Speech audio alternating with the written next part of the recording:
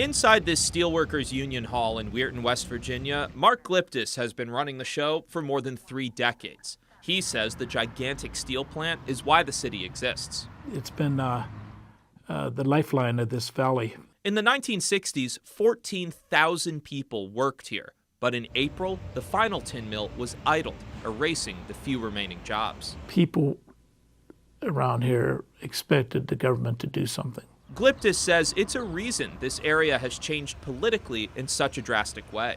Here in Hancock County, Democrats spent decades winning the race for president, often by double digits. Bill Clinton was the last to do so in the 1990s. But now this area is reliably red.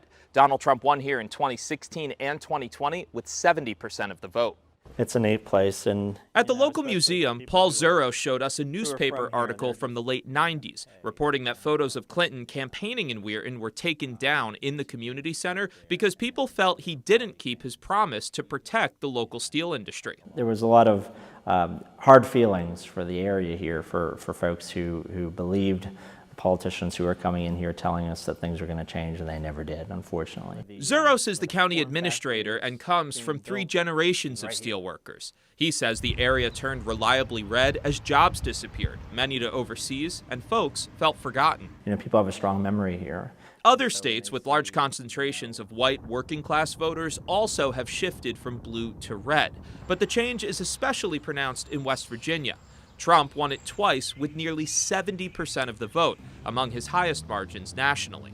Walk around town and you see Trump flags flying and meet people like Mark Stephen Watson. A lot of these people around here, including myself, I'm an old Democrat.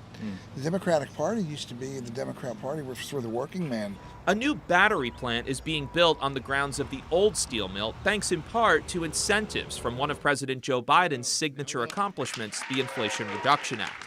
It could help turn things around for the city, but Gliptis says it's too new to help Biden as he runs for a second term. At some point, if someone makes a difference, Democrat or Republican, you'll see a switching, but right now, it's not going to for this election, in my view. Political scientist Sam Workman says one reason West Virginia has changed politically is because how people get information has changed. There's been incredible consolidation in media outlets.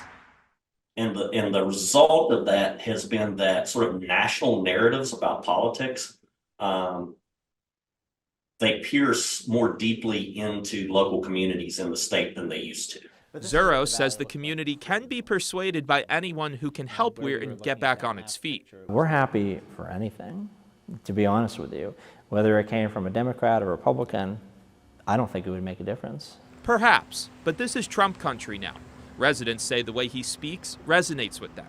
Heidi Baranowski voted for Barack Obama, but now says Democrats have not kept their promises. But I'm definitely pro-Trump because he literally has tried to make America great. In Weirton, West Virginia, Taylor Popolars, Spectrum News.